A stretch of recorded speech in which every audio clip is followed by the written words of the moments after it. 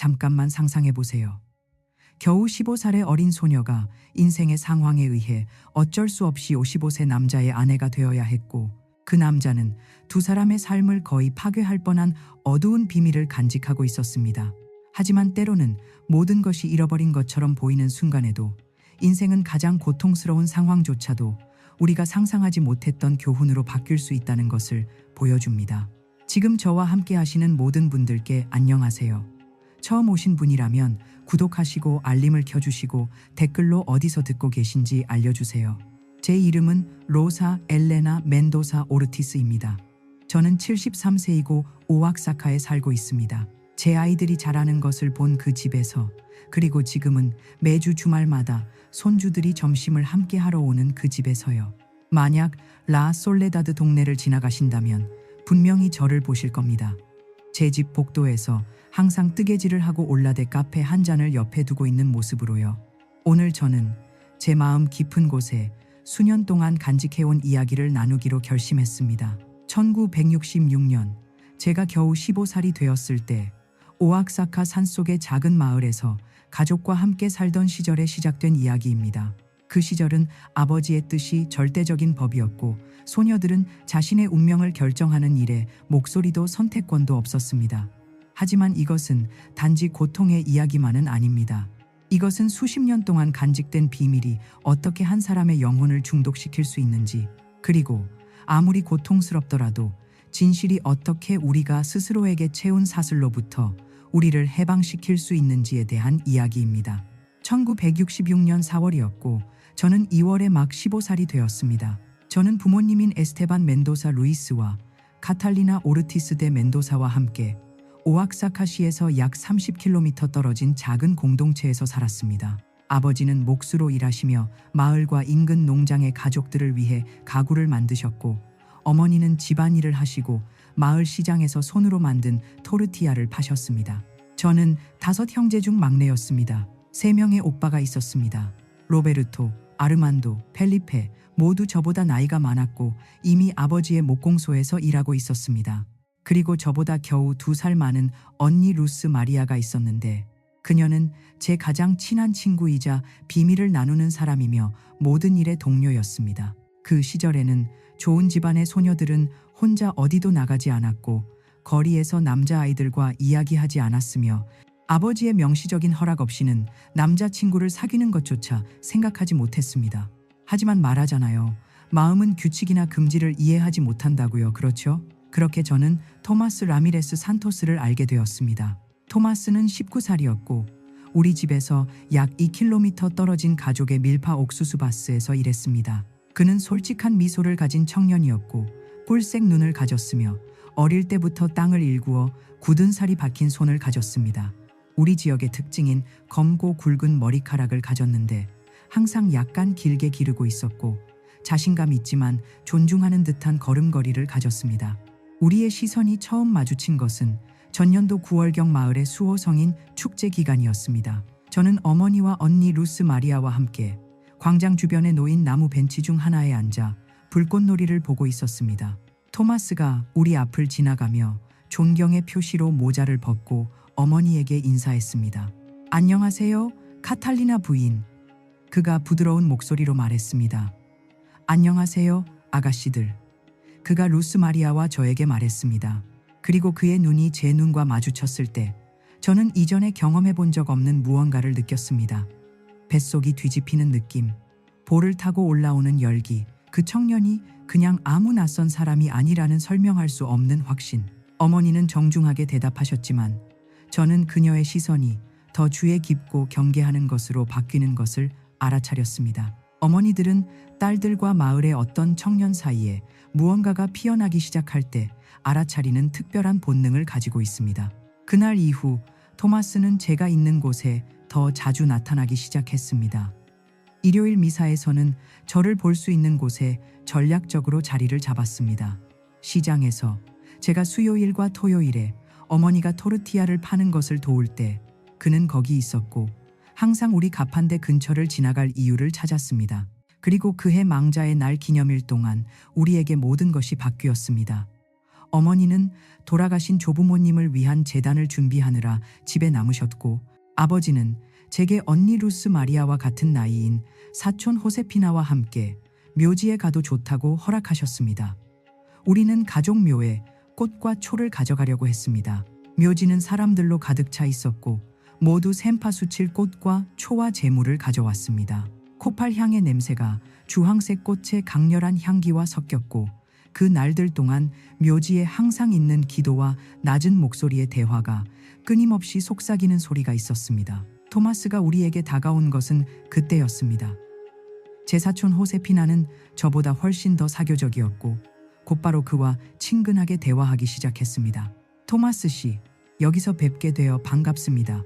돌아가신 분들을 방문하러 오셨나요? 네, 호세피나 부인. 할머니 레프히오의 묘에 꽃을 놓으러 왔습니다. 3년 전에 돌아가셨어요. 그가 대답했지만 그의 눈은 저를 응시하고 있었습니다.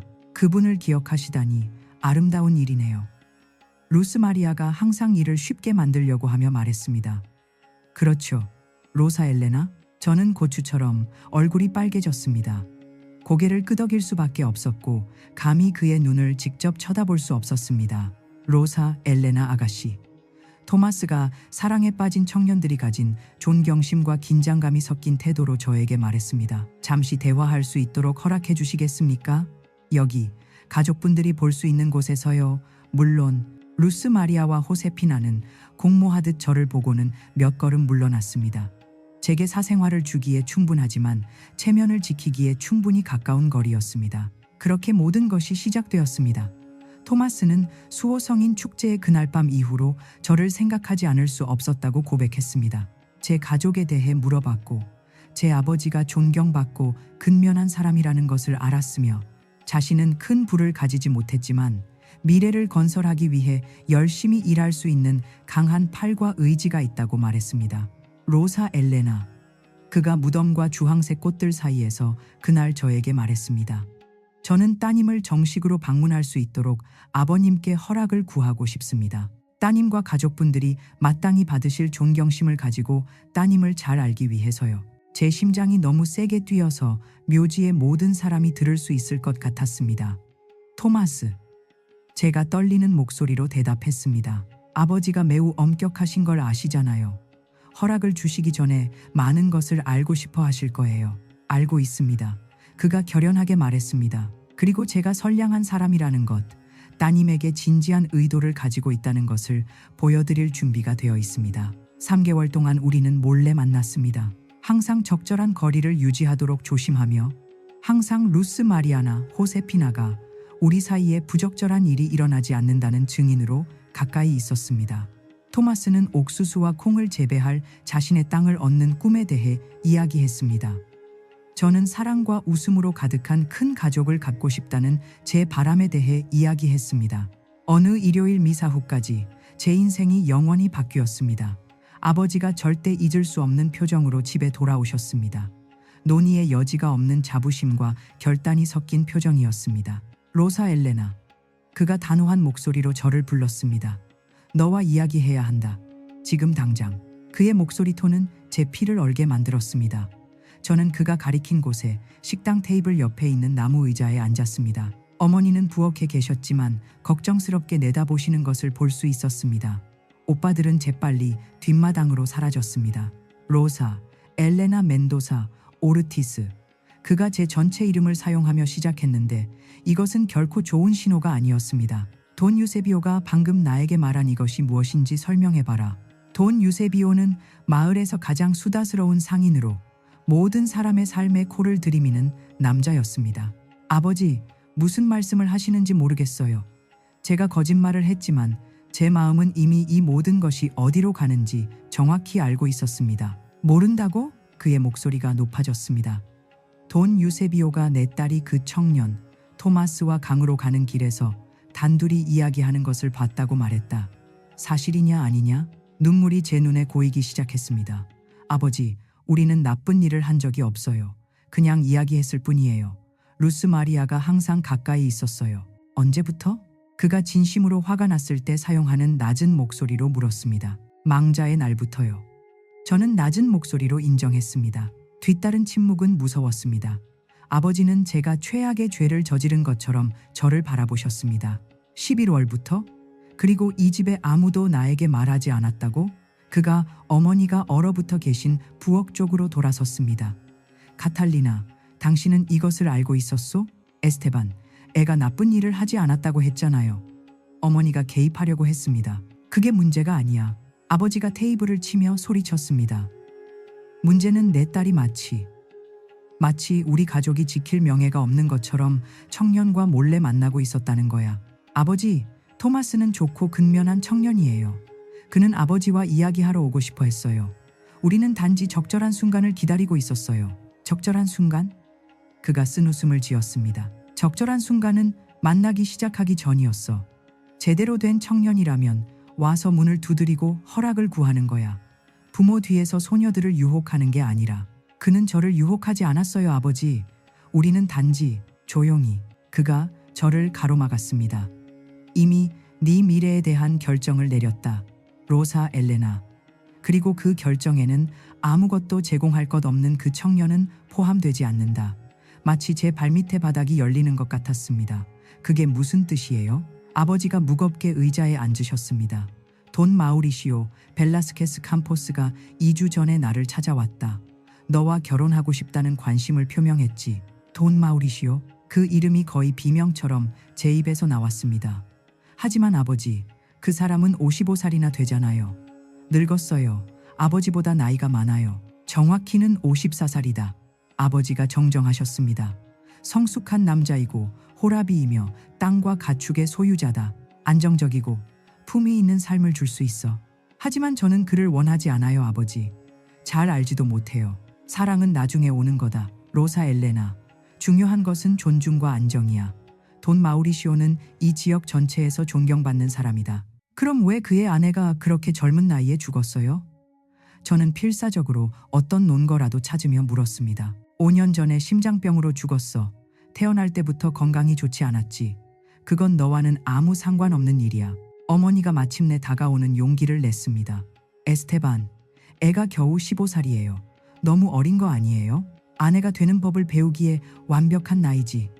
아버지가 단호하게 대답했습니다. 이미 결정했어, 카탈리나. 돈 마우리시오의 청혼을 받아들였어. 결혼식은 2달 후야. 2달! 저는 참을 수 없이 소리쳤습니다. 아버지는 저에게 이럴 수 없어요. 그가 저에게 보낸 시선은 제가 선을 넘었다는 것을 이해하게 만들었습니다. 할 수 있고 할 거다. 너는 내 딸이고 내 지붕 아래에 사는 동안 내가 말하는 대로 할 것이다. 돈 마우리시오와 결혼할 것이고 감사하는 아내가 될 것이다. 그날 밤 저는 눈물이 마를 때까지 울었습니다. 루스 마리아가 저를 위로하려고 했고 우리가 함께 쓰는 침대에서 둘 다 울면서 저를 껴안았습니다. 방법이 있을 거야, 로사. 그녀가 속삭였습니다. 분명히 있을 거야. 하지만 우리 둘 다 그 시대와 그 장소에서는 아버지의 뜻에 반대할 방법이 없다는 것을 알고 있었습니다. 만약 여러분이 그 순간에 저라면 어떻게 했을까요? 제가 도망쳐야 했는지 아니면 순종한 것이 옳았는지 댓글로 알려주세요. 여러분의 생각을 읽는 것을 정말 좋아합니다. 계속. 이 번역은 매우 긴 텍스트이므로 여기까지 일부만 번역했습니다. 전체 텍스트를 계속 번역해 드릴까요? 그 뒤를 이은 날들은 고문이었습니다. 어머니와 이웃 여자들이 제 웨딩드레스를 준비하기 시작했습니다. 단순하지만 예쁜 하얀 드레스였습니다. 이모들이 예식 후에 열릴 작은 축하 행사 준비를 돕기 위해 왔습니다. 그리고 저는 유령처럼 집안을 돌아다녔습니다. 먹고 싶지도 말하고 싶지도 않았고 누군가가 이 악몽에서 깨어나기만을 기다렸습니다. 토마스는 무슨 일이 일어나고 있는지 알게 되었습니다. 어느 날 오후 그가 제 아버지의 목공소에 나타났습니다. 손에 모자를 들고 가슴에 심장을 품고 아버지와 이야기하고 싶다고 했습니다. 돈 에스테반. 그가 세상의 모든 존경심을 담아 말했습니다. 정식으로 따님 로사 엘레나의 손을 구하러 왔습니다. 아버지는 경멸하는 눈으로 그를 보았습니다. 늦었다, 젊은이. 내 딸은 이미 약혼했어. 제발요, 돈 에스테반. 저는 그녀를 사랑합니다. 열심히 일할 수 있고 좋은 삶을 줄 수 있습니다. 뭘로? 아버지가 냉정하게 물었습니다. 남의 땅에서 일해서 버는 쥐꼬리만 한 돈으로? 내 딸은 그것보다 나은 걸 받을 자격이 있어. 저는 사랑받을 자격이 있어요, 아버지. 제가 문에서 듣고 있다가 말했습니다. 저를 사람으로 봐주는 누군가를 받을 자격이 있어요. 재산으로 보지 않고요. 로사 엘레나, 방으로 가거라. 지금 당장. 하지만 저는 움직이지 않았습니다. 아니요, 아버지. 아버지는 저를 소처럼 팔고 있어요. 돈 마우리시오가 아버지에게 뭔가를 약속했나요? 땅? 돈?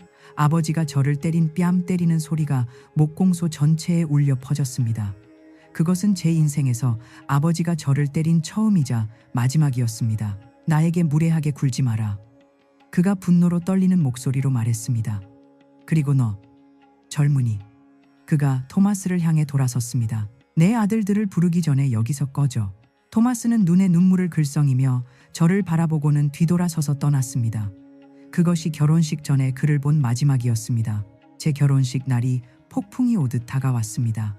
피할 수 없고 파괴적으로 6월의 어느 토요일이었고 오아사카의 그 시기 특유의 습한 더위였습니다. 저는 몇 주 동안 저와 함께 했던 뱃속의 매듭과 함께 일찍 깨어났습니다. 어머니와 이모들이 저를 입히는 것을 도와주셨습니다. 그들이 꿰맨 하얀 드레스는 아름다웠습니다. 그것은 부정할 수 없었습니다. 하지만 그것은 제게 변장처럼 제 것이 아닌 무언가처럼 느껴졌습니다. 정말 아름답구나, 내 딸. 어머니가 눈물을 글썽이며 말씀하셨지만 저는 그녀의 눈물이 기쁨의 눈물이 아니라는 것을 알았습니다. 의식은 오후 3시에 마을 교회에서 열릴 예정이었습니다. 돈 마우리시오는 트럭을 타고 왔는데 그 시절에는 보기 드문 일이었습니다. 그는 키가 크고 어깨가 넓은 남자였고 머리카락은 완전히 회색이었으며 브릴리안틴으로 뒤로 빗어 넘겼습니다. 매우 격식을 갖춘 회색 정장을 입고 윤이 나는 구두를 신고 손목에서 빛나는 금시계를 차고 있었습니다. 햇볕에 많은 시간을 보낸 사람의 그을린 얼굴을 가졌고 눈 주위에 깊은 주름이 있었으며 거의 엄격해 보이는 진지한 표정이었습니다. 그의 손은 크고 거칠었습니다. 많이 일했지만 또한 많이 명령했던 손이었습니다. 그가 저를 보았을 때 승인하듯 고개를 끄덕였습니다. 아주 좋군. 그가 제 아버지에게 말했습니다. 마치 제가 그곳에 없는 것처럼 소녀가 괜찮아 보이는군. 의식 내내 저는 제 몸 밖에 있는 것처럼 느꼈습니다.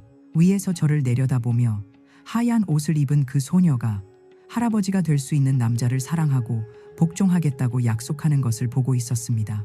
훌리오 신부님이 마우리시오 벨라스케스 캠포스를 남편으로 받아들이는지 물었을 때 네라는 말이 영원 같은 몇 초 동안 제 목에 걸렸습니다. 아버지의 분노한 시선을 느꼈고 돈 마우리시오의 손이 제 손을 세게 쥐는 것을 느꼈고 마침내 거의 들리지 않는 목소리로 말했습니다. 네, 받아들입니다. 그가 그 후에 저에게 한 키스는 소유욕이 강하고 거칠었습니다. 모든 사람 앞에서. 그것은 사랑의 제스처가 아니라 소유의 표시였습니다. 영역을 표시하는 것처럼 부모님 집에서의 작은 파티 후에 돈 마우리시오는 저를 그의 목장으로 데려갔습니다. 마을에서 약 20km 떨어진 곳이었습니다. 가는 동안 그는 거의 말하지 않았고 제가 곧 알게 될 재산에 대한 언급만 했습니다. 도착했을 때 저는 인상적이라는 것을 인정해야 했습니다. 기와 지붕을 얹은 큰 흙벽돌집, 앞쪽에 현관, 가축이 있는 우리, 마구간, 넓은 과수원. 그 시대의 기준으로 볼 때 돈 마우리시오는 진정으로 부유한 남자였습니다. 이제 이곳이 내 집이다. 그가 저를 트럭에서 내리게 하며 말했습니다. 내가 집을 잘 돌보고 아내로서의 의무를 다할 줄 알기를 바란다. 나이든 여자가 문에 나타났습니다. 그녀는 도냐 페트라였고 집을 돌보는 직원이었습니다. 그녀는 연민과 걱정이 섞인 눈으로 저를 바라보았고 그것이 제 피부를 곤두서게 만들었습니다. 도냐 페트라, 이쪽은 로사 엘레나, 내 새 아내야. 어리니까 집안일을 가르쳐줘야 할 거야. 환영합니다, 아가씨. 도냐 페트라가 저에게 말했습니다. 그 두 단어에는 너무나 많은 고통이 담겨 있어서 저는 즉시 이 집에 뭔가 잘못되었다는 것을 알았습니다. 돈 마우리시오는 빠르게 집을 보여주었습니다. 무겁고 오래된 가구가 있는 거실, 큰 부엌, 여러 개의 방, 그리고 마침내 부부 침실, 조각된 거대한 나무 침대가 지배하는 방이었고 거울이 달린 오래된 서랍장, 2개의 의자, 그리고 뒷마당을 향한 레이스 커튼이 달린 창문이 있었습니다. 정리해. 그가 제 가방을 침대 위에 놓으며 말했습니다. 내가 목욕하고 나면 네가 아내의 의무를 다할 준비가 되어 있기를 바란다. 그 말들이 돌처럼 저에게 떨어졌습니다. 저는 그것이 무엇을 의미하는지 알았지만 준비되지 않았습니다. 15살 소녀가 어떻게 준비될 수 있었겠습니까? 그가 목욕하러 방을 나갔을 때 도냐 페트라가 따뜻한 물이 담긴 대야와 깨끗한 수건을 들고 문에 나타났습니다. 아가씨. 그녀가 주위를 둘러보며 낮은 목소리로 말했습니다. 이리 오세요. 저는 떨리는 발걸음으로 그녀에게 다가갔습니다. 무서우시죠? 그녀가 물었고 그녀의 목소리에는 제가 다른 누구에게서도 찾지 못한 이해가 있었습니다. 저는 말할 수 없이 고개를 끄덕였습니다. 잘 들으세요. 그녀가 더 가까이 다가오며 말했습니다. 저는 이 집에서 8년 동안 일했어요. 주인님의 첫 번째 아내인 도냐 에울랄리아를 알았죠. 에울랄리아라는 죽은 아내에 대해 듣자 제 심장이 빨라졌습니다. 심장병으로 죽었다고 하죠? 제가 물었습니다. 도냐 페트라는 목소리를 더 낮췄습니다. 그건 그가 말하는 거예요. 하지만 저는 여기 있었어요, 아가씨. 저는 봤어요. 뭘 보셨는데요? 그 남자가 어떻게 그녀를 조금씩 끝장냈는지 봤어요. 구타로는 아니었어요. 그는 그녀에게 손 한 번 대지 않았어요. 하지만 더 나쁜 뭔가가 있었어요. 더 나쁜 뭔가요? 구타보다 더 나쁜 게 뭐가 있을 수 있어요? 비밀이에요. 도냐 페트라가 말했습니다. 너무나 크고 어두운 비밀이어서 도냐 에울랄리아를 안에서부터 소모시켜서 그녀의 심장이 말 그대로 더 이상 견디지 못했어요. 저는 등줄기를 타고 오싹한 기운이 흐르는 것을 느꼈습니다. 어떤 종류의 비밀이에요? 도냐 페트라는 다시 복도를 보며 아무도 가까이 있지 않은지 확인했습니다. 지금은 더 말할 수 없어요, 아가씨. 하지만 조심하세요. 그리고 그가 밤에 이상하게 행동하기 시작할 때 자정이 지나서 헛간으로 나가는 것을 보면 따라가지 마세요. 묻지도 마세요. 모르는 것이 더 안전해요. 도냐 페트라, 저를 겁주시는 거예요. 좋아요. 그녀가 말했습니다. 두려워하며 살아있는 것이 호기심 많고 죽은 것보다 나아요. 제가 더 물어보기 전에 우리는 욕실에서 물소리가 멈추는 것을 들었습니다. 돈 마우리시오가 목욕을 마쳤습니다. 어서요, 아가씨.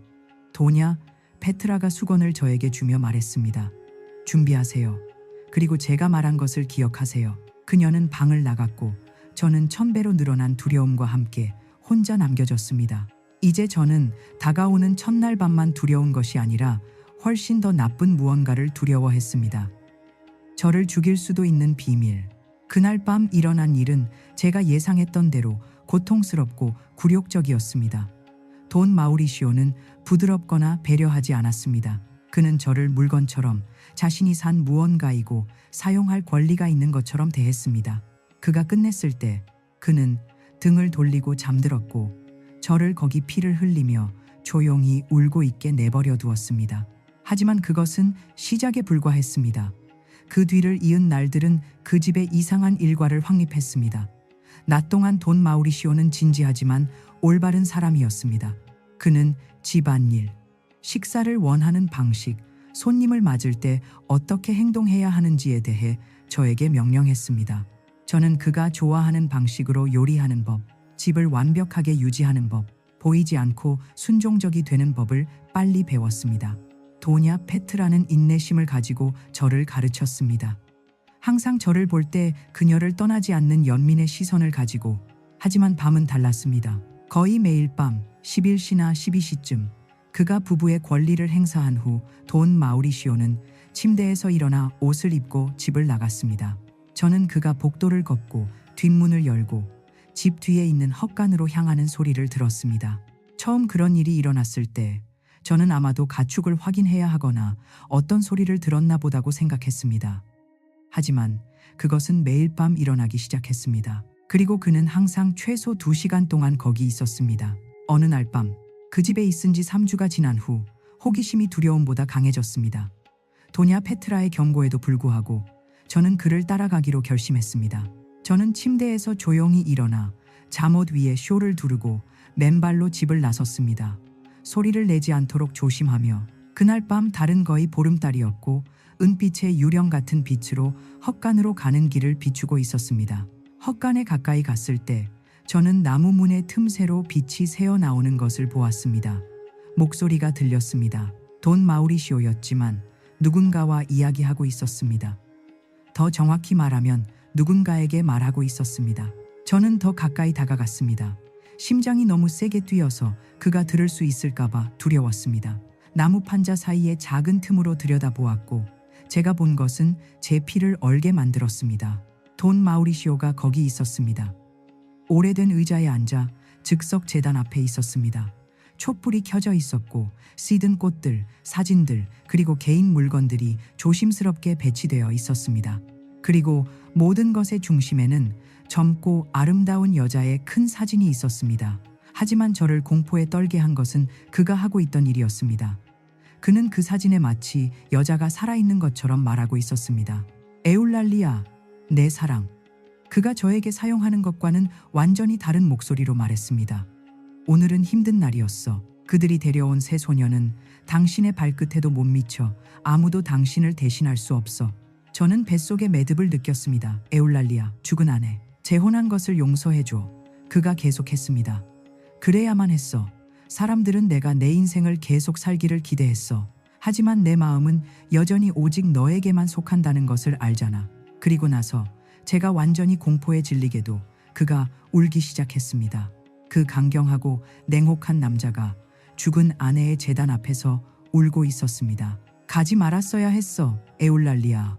나를 혼자 두지 말았어야 했어. 우리가 영원히 함께 할 거라고 약속했잖아. 왜 나를 버렸어? 저는 이해하기 시작했습니다. 돈 마우리시오는 첫 번째 아내의 죽음을 극복하지 못했습니다. 그는 그녀에게 완전히 집착하고 있었고 그녀가 여전히 어떻게든 존재하는 현실 속에 살고 있었습니다. 그리고 나서 그가 제 온몸을 공포로 긴장하게 만드는 말을 했습니다. 하지만 걱정하지 마, 내 사랑. 곧 우리는 다시 함께 할 거야. 이번에는 영원히. 조금만 더 기다리면 돼. 모든 것을 준비하면, 그러면 아무도 우리를 절대 갈라놓지 못할 거야. 그게 무슨 의미일까요? 그가 뭔가를 계획하고 있는 걸까요? 그가 자살을 계획하고 있는 걸까요? 그 순간 저는 실수로 마른 나뭇가지를 밟았습니다. 그 소리가 밤의 침묵 속에서 총소리처럼 울려 퍼졌습니다. 돈 마우리시오가 즉시 일어났습니다. 거기 누구야? 저는 도망치려 했지만 그가 더 빨랐습니다. 그는 제가 집에 도착하기 전에 저를 잡았고 팔을 세게 움켜쥐었습니다. 여기서 뭐 하는 거야? 그가 소리쳤지만 그의 눈에는 분노가 없었습니다. 공포가 있었습니다. 저는 단지 소리를 들어서 뭔가 잘못되었나 싶어서요. 제가 더듬거렸습니다. 얼마나 봤어? 아무것도요, 아무것도 안 봤어요. 맹세해요. 하지만 우리 둘 다 그것이 거짓말이라는 것을 알았습니다. 그는 저를 집으로 다시 끌고 갔지만 부부 침실이 아니었습니다. 그는 부엌 옆에 있는 작은 방, 일종의 식료품 저장실로 저를 데려가 그곳에 가뒀습니다. 너를 어떻게 할지 결정할 때까지 여기 있을 거야. 그가 문을 잠그기 전에 말했습니다. 저는 거기 완전한 어둠 속에서 몇 시간처럼 느껴지는 동안 두려움과 추위로 떨며 머물렀습니다. 마침내 문이 열렸을 때는 이미 아침이었고 들어온 사람은 돈 마우리시오가 아니라 도냐 페트라였습니다. 어리석은 아가씨. 그녀가 저를 일어나도록 도우며 말했습니다. 호기심 부리지 말라고 했잖아요. 경고했어요. 도냐 페트라, 어떻게 될까요? 저를 죽일까요? 모르겠어요, 아가씨. 하지만 이제 그의 비밀을 알았으니 위험해요. 도냐, 에울랄리아에게 정말로 무슨 일이 일어난 거예요? 도냐 페트라는 깊게 한숨을 쉬고 제 옆 바닥에 앉았습니다. 도냐 에울랄리아는 심장병으로 죽지 않았어요, 아가씨. 슬픔으로, 지침으로 첫사랑을 사랑하기를 멈추지 않은 남자와 함께 사는 것으로 죽었어요. 첫사랑이요? 돈 마우리시오는 젊었을 때 한 소녀와 사랑에 빠졌어요. 1920년대였죠. 그녀의 이름은 솔레다드였어요. 결혼할 예정이었지만 그녀가 결혼식 2주 전에 장티푸스로 죽었어요. 돈 마우리시오는 그녀를 절대 잊지 못했어요. 그럼 왜 도냐, 에울랄리아와 결혼했나요? 가족의 압력 때문이에요. 15년이 지났고 그의 어머니가 후계자를 낳기 위해 결혼하도록 강요했어요. 도냐 에울랄리아는 좋은 소녀였고 인내심이 있었고 시간과 애정으로 그의 마음을 얻을 수 있다고 생각했어요. 하지만 결코 성공하지 못했어요. 왜냐하면 그가 여전히 죽은 사람을 사랑했기 때문이요. 정확해요. 매일 밤 그는 솔레다드를 위한 제단이 있는 헛간에 갔어요. 그녀에게 말하고 꽃을 가져다 주고 마치 그녀가 여전히 살아있는 것처럼 살았어요. 그리고 도냐 에올랄리아는 두 번째 선택, 절대 대체할 수 없는 누군가의 대체자가 되는 것을 견뎌야 했어요. 그래서 제가 본 재단이 도냐 에올랄리아의 것인가요? 도냐 페트라가 고개를 끄덕였습니다. 그녀가 5년 전에 죽었을 때 돈 마우리시오는 그 모든 집착을 그녀에게 옮겼어요. 이제 그는 함께 사는 두 명의 유령이 있어요. 솔레다드와 에올랄리아. 그리고 당신은 죽은 자들의 집에서 그저 살아있는 몸뚱이일 뿐이에요. 도냐 페트라의 말은 며칠 동안 제 머릿속에 울려 퍼졌습니다. 저는 죽은 사람들보다 유령들과 더 많이 사는 남자가 있는 집에 갇혀 있었습니다. 매일 밤 저를 물건처럼 사용하고 나서 죽은 여자들에게 영원한 사랑을 선언하러 가는 남자. 돈 마우리시오는 저를 식료품 저장실에서 나가게 해주었지만 위협적인 목소리로 경고했습니다. 내가 본 것을 누군가에게 말하면 내 가족이나 마을의 누구에게라도 한마디라도 하면 후회하게 될 거야. 여기는 내 집이고 너는 내 아내야. 그리고 여기서 일어나는 일은 다른 누구의 일도 아니야. 그 집에서의 삶은 제가 상상했던 것과는 다른 지옥이 되었습니다. 구타도 없었고 고함도 없었지만 더 나쁜 것이 있었습니다. 유령과 함께 살고 있다는 끊임없는 느낌, 보이지 않는다는 느낌, 그가 진정으로 사랑했던 여자들의 임시 대체자로 간신히 존재한다는 느낌. 그렇게 3개월이 지났습니다. 기계적으로 제 의무를 수행하며 무언가가 바뀔 희망 없이 그림자가 된 3개월. 어느 날 밤까지 모든 것이 무너졌습니다. 9월의 어느 밤이었고 오후에 내린 폭풍 후 공기가 시원했습니다. 돈 마우리시오는 저녁 식사 동안 평소보다 더 많이 마셨습니다. 특별한 경우를 위해 보관하던 메스칼이었습니다. 평소보다 더 거칠게 부부의 권리를 행사한 후 그는 평소처럼 일어나 헛간으로 향했습니다. 하지만 그날 밤은 달랐습니다. 저는 헛간에서 그가 소리 지르는 것을 들었습니다. 분노의 소리가 아니었습니다. 곤외의 깊은 고통의 소리였습니다. 두려움에도 불구하고 경고에도 불구하고 저는 헛간으로 달려갔습니다. 문을 열었을 때 저는 그가 바닥에 쓰러져 있는 것을 발견했습니다. 아이처럼 울고 있었고 2명의 죽은 아내들의 사진에 둘러싸여 있었습니다. 더 이상 못 견디겠어. 그가 흐느꼈습니다. 더 이상 이렇게 살 수 없어. 그들이 너무 그리워. 그들과 함께 있고 싶어. 저는 어떻게 해야 할지 모른 채 그의 옆에 무릎을 꿇었습니다. 돈 마우리시오, 무슨 일이세요? 그는 충혈된 잃어버린 눈으로 저를 보았습니다. 너는 고통에 대해 뭘 알아, 소녀야? 사랑하는 사람을 잃고 아무 일도 없었던 것처럼 계속 살아야 하는 것에 대해 뭘 알아? 저는 제 자유를 잃는 게 어떤 건지 알아요. 제가 가질 수 있다고 생각했던 것보다 더 큰 용기로 대답했습니다. 저를 유령으로, 제가 절대 될 수 없는 무언가의 대체자로 보는 누군가와 사는 게 어떤 건지 알아요. 제 말 속에 무언가가 그를 강타했습니다. 그는 우리가 결혼한 이후 처음으로 진정으로 저를 바라보았습니다. 마치 제가 진짜 사람이라는 것을 이제야 깨닫는 것처럼. 그게 나에게 너는 그런 존재야? 그가 물었습니다. 유령? 저는 그것보다 더 나빠요. 돈 마우리시오. 저는 죽은 자들의 집에서 살아있는 몸뚱이에요. 당신은 그들과 함께 살지. 저와는 아니에요. 그는 오랫동안 침묵했고 제 말을 처리하고 있었습니다. 그리고 나서 제가 완전히 놀라게도 그는 모든 것을 저에게 말하기 시작했습니다. 솔레다드에 대해 말해주었습니다. 16살의 소녀였던 그의 첫사랑, 열병으로 헛소리를 하며 그의 품에서 죽었고 그녀를 절대 잊지 말라고 그에게 약속하게 했던 그 약속이 어떻게 에올랄리아와의 결혼을 망친 저주가 되었는지 말해주었습니다. 남편의 마음에서 2등이 될 자격이 없었던 좋은 여자.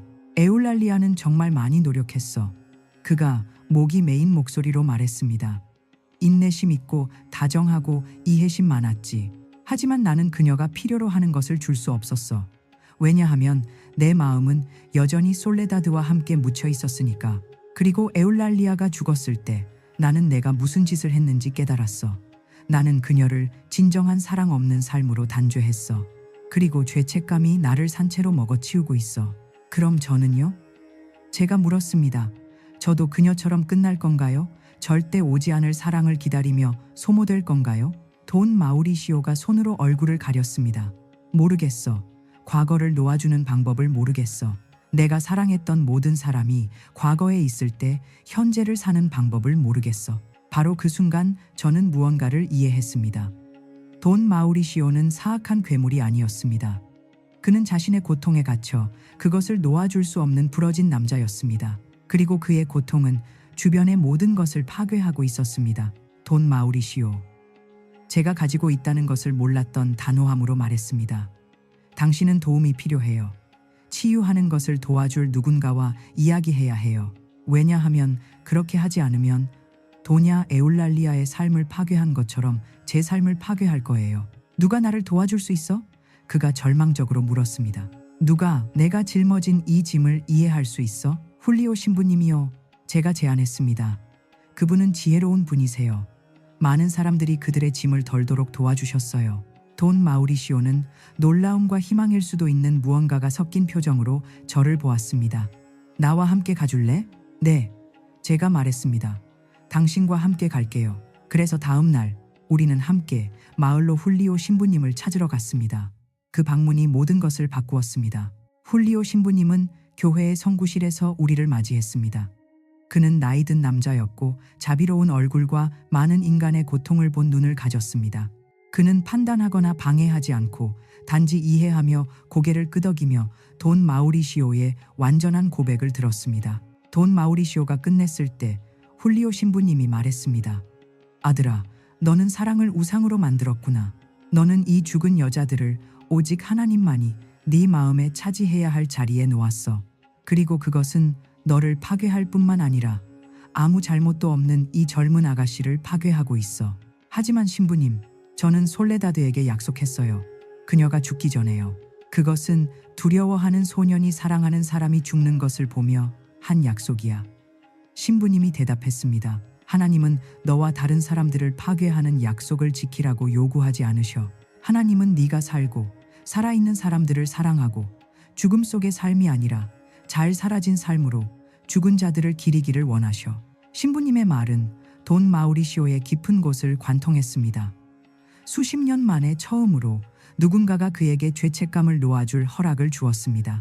그 뒤를 이은 몇 달 동안 돈 마우리시오는 치유의 과정을 시작했습니다. 일주일에 2번 훌리오 신부님을 방문했습니다. 매일 밤 헛간에 가는 것을 그만두었습니다. 결국 저의 도움과 신부님의 도움으로 제단을 해체하고 사진과 물건들을 묘지에 그들이 있어야 할 곳에 묻었습니다. 그리고 그는 또한 다른 일을 했습니다. 저에게 자유를 주었습니다. 로사 엘레나, 그가 12월의 어느 오후 우리가 훌리오 신부님을 방문한 지 6개월 후에 말했습니다. 너와 결혼한 것은 끔찍한 실수였어. 네가 나쁜 아내여서가 아니라 우리 중 누구도 이것을 자유롭게 선택하지 않았기 때문이야. 무슨 말씀을 하시는 거예요? 혼인 무효에 대해 훌리오 신부님과 이야기할 거야. 너는 젊어. 앞으로 인생이 많이 남았어. 이제 막 다시 살아가는 법을 배우고 있는 남자에게 묶여 있으면 안 돼. 눈물이 제보를 타고 흘러내렸지만 이번에는 안도의 눈물이었습니다. 정말이세요? 정말이야. 그리고 네가 원하는 곳 어디서든 새로운 삶을 시작할 수 있도록 충분한 돈을 줄게. 그리고 그는 약속을 지켰습니다. 3개월 후 혼인이 무효가 되었습니다. 돈 마우리시오는 저에게 돈을 주었고 오악사카시에서 살 곳을 찾는 것을 도와주었습니다. 그곳에서 저는 일하고 공부할 수 있었습니다. 바로 거기서 작은 직물 가게에서 일하면서 저는 토마스를 다시 만났습니다. 그는 일자리를 찾아 도시에 왔고 우연히 제가 일하는 가게에 들어왔습니다. 우리의 눈이 마주쳤을 때 마치 시간이 지나지 않은 것 같았습니다. 여전히 거기에 사랑이 있었고 기다리고 있었습니다. 이번에는 반대하는 부모도 없었고 강제 결혼도 없었습니다. 우리는 있어야 할 방식으로 구애했습니다. 시간을 가지고 존중하며 선택의 자유를 가지고 우리는 2년 후에 결혼했습니다.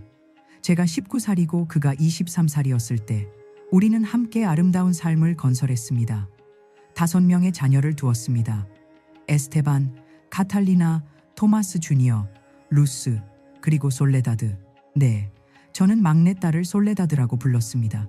제가 절대 만난 적 없지만 그녀의 이야기가 과거에 집착하는 것의 위험에 대해 많은 것을 가르쳐준 그 소녀를 기리기 위해서였습니다. 토마스는 10년 전에 죽었습니다. 42년의 행복한 결혼 생활 후였습니다. 저는 여전히 매일 그를 그리워하지만 돈 마우리시오의 이야기에서 죽은 자를 기리는 것이 살기를 멈추는 것을 의미하지 않는다는 것을 배웠습니다. 돈 마우리시오는 78세까지 살았습니다. 그는 다시는 결혼하지 않았지만 평화를 찾았습니다. 그의 인생 마지막 몇 년은 자신의 이야기를 경고로 사용하며 강제 결혼에 직면한 마을의 젊은 커플들을 돕는 데 바쳤습니다. 그는 평화롭게 자신의 과거와 화해하며 죽었습니다. 여기까지 오셨고 이 이야기가 당신 안에 무언가를 움직였다면 채널을 구독하시고 이 모든 것에서 무엇을 얻어가는지 댓글로 말해주세요. 인생은 저에게 진정한 사랑은 강요되는 것이 아니라 선택되는 것이라고 가르쳐 주었습니다. 간직된 비밀은 영혼을 중독시킨다는 것, 치유하기에 늦은 때는 없다는 것, 그리고 때로는 가장 고통스러운 상황들이 우리가 배워야 할 것을 배우기 위해 정확히 있어야 할 곳으로 우리를 데려간다는 것. 저는 이제 73살이고 11명의 손주와 4명의 증손주가 있습니다. 그리고 제 손녀들이 자라는 것을 볼 때마다 그들의 길을 선택하고 공부하고 원하는 사람을 사랑할 자유를 가진 것을 저는 하나님께 시대가 변했다는 것에 감사드립니다. 하지만 저는 또한 제가 15살이었던 그 소녀에게도 감사합니다. 다른 인간의 고통과 맞설 용기를 찾았고 증오를 제공할 수 있었던 곳에 연민을 제공했고 원한을 품는 것이 더 쉬웠을 때 용서했던 그 소녀에게. 왜냐하면 결국 제가 돈 마우리시오에게 치유하도록 준 자유는 그가 저에게 돌려준 바로 그 자유였기 때문입니다. 그리고 그 자유는 저를 제 인생의 동반자가 될 운명이었던 남자의 품으로 곧장 데려갔습니다.